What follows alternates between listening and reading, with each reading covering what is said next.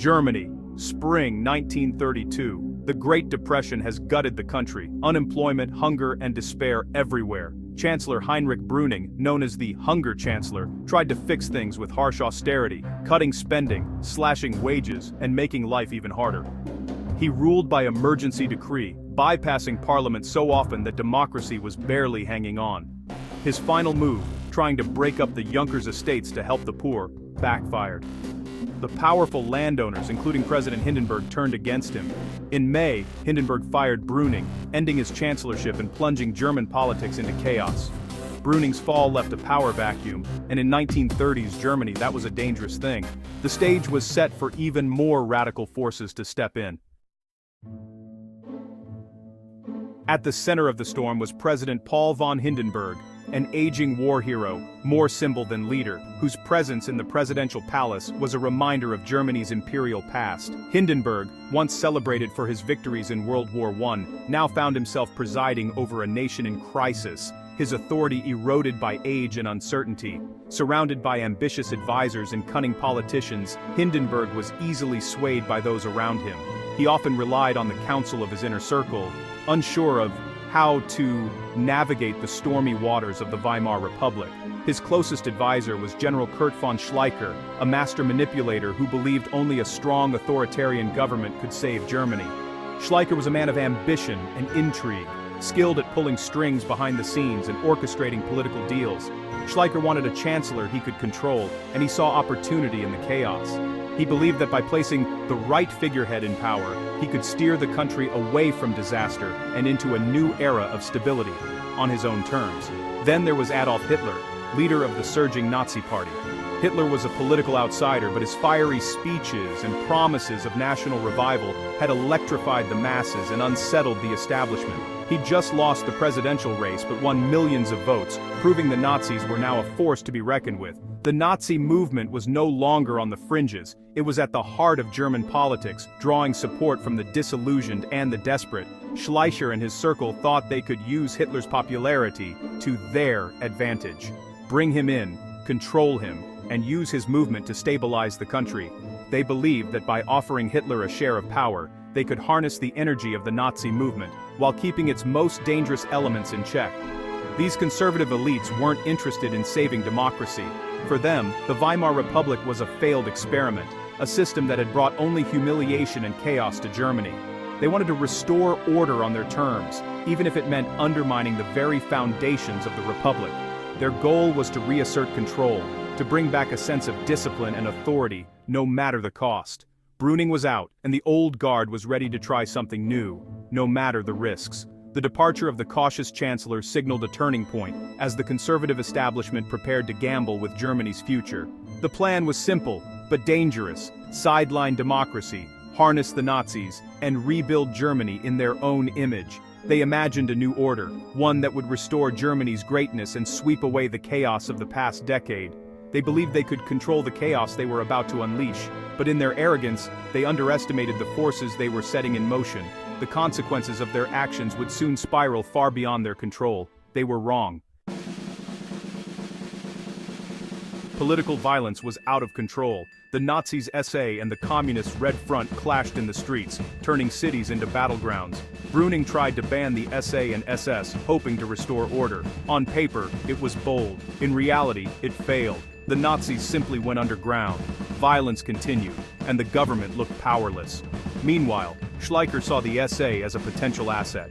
He secretly negotiated with Hitler to support a new right-wing government, and the SA ban would be lifted. This deal undercut Bruning and made his government look weak. The state's authority crumbled as backroom deals replaced real solutions. The ban on the SA was a paper shield, easily torn apart by political ambition. The path to power was now wide open for the Nazis. While Berlin's political elites schemed behind closed doors, ordinary citizens across the city and the nation made their way to the polls in April 1932. The air was thick with uncertainty, and the stakes had never felt higher. People from all walks of life, workers, shopkeepers, students, and veterans, stood in long lines, determined to have their voices heard in a time of crisis. The Prussian state election in particular sent shockwaves through the entire country. It was more than just another vote. It was a turning point that would change the course of German history. The Nazis, once a fringe movement, exploded onto the political scene. They surged to become the largest party in Prussia's parliament, an earthquake for German democracy that few had truly anticipated. The old coalition, which had long held the balance of power, suddenly lost its majority. The political landscape was upended overnight. With no party able to form a stable government, the parliament was thrown into confusion. Politicians argued, alliances crumbled, and the machinery of democracy ground to a halt. Prussia, once considered the republic's stronghold and a symbol of stability, was now paralyzed by division and uncertainty. The Nazis refused to cooperate with democratic parties, and the feeling was mutual. The parliament became a battleground, with each side unwilling to compromise. The result was deadlock and chaos. The government was unable to function, and the public grew increasingly anxious about the future. This wasn't just a protest vote or a fleeting moment of anger. Many Germans genuinely believed the Nazis offered real solutions to their problems, and their support was passionate and determined. The Nazis now held real power, and the political establishment was terrified. The old guard realized that the rules of the game had changed forever. For Schleicher and his allies, the message was clear. The Nazis could no longer be ignored or simply banned. Instead, they believed the only option was to bring them into the fold, hoping to control them from within. The idea of controlling Hitler became more tempting and more dangerous. Conservative leaders convinced themselves they could use him for their own ends, underestimating his ambitions. The democratic center was collapsing, squeezed by the rise of extremist parties on both the left and the right. The streets filled with marches, and the sense of crisis deepened. The road to a new chancellor was now paved with Nazi votes. Every decision, every coalition, now depended on their support. The fate of the Republic hung in the balance, as Germany stood on the edge of a political abyss, uncertain what the next day would bring. With Chancellor Heinrich Brüning now out of office, Germany was left in a state of political uncertainty. The country was desperate for stability, but the old ways of parliamentary democracy seemed unable to cope with the crisis. General Kurt von Schleicher, a key power broker behind the scenes, needed a new chancellor, someone he could control, someone who would follow his lead without question. Enter Franz von Papen, a wealthy, little-known aristocrat with almost no real political experience. Papen was a man of privilege, more comfortable in elite social circles than in the rough-and-tumble world of politics. He was not a popular figure, nor was he seen as a man of the people. Papen was chosen not for his leadership or vision, but precisely because he was pliable.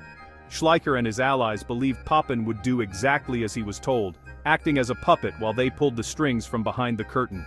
In reality, Schleicher was the true architect of power, orchestrating events from the shadows while Papen served as the public face of the government.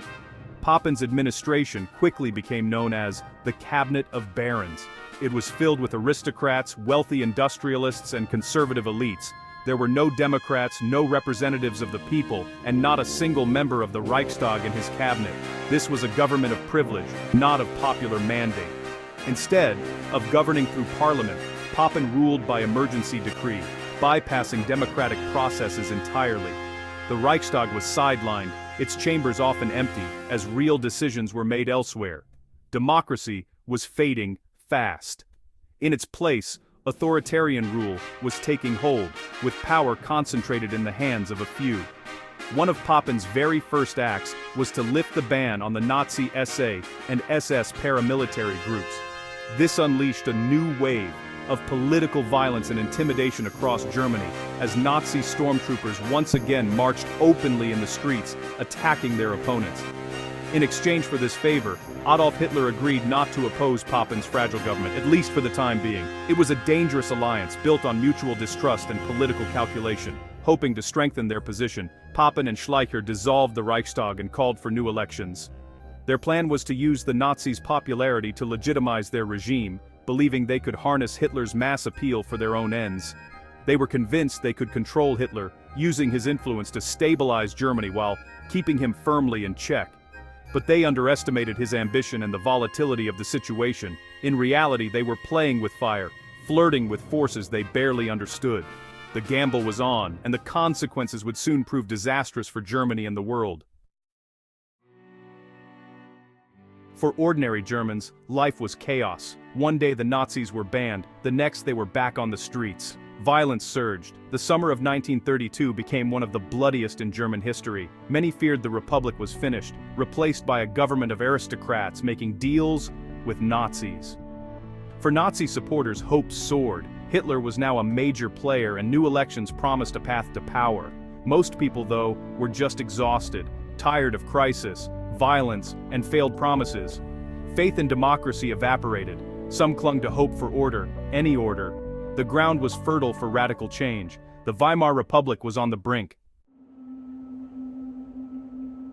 By summer 1932, Germany stood at a crossroads. Democracy was barely alive. Pappen's government had no popular support, just the backing of Hindenburg and a handful of elites. The Nazis and communists were surging, the center was collapsing, and the streets were battlegrounds. Schleicher and Papen believed they could use Hitler, then discard him, but the forces they unleashed were beyond their control.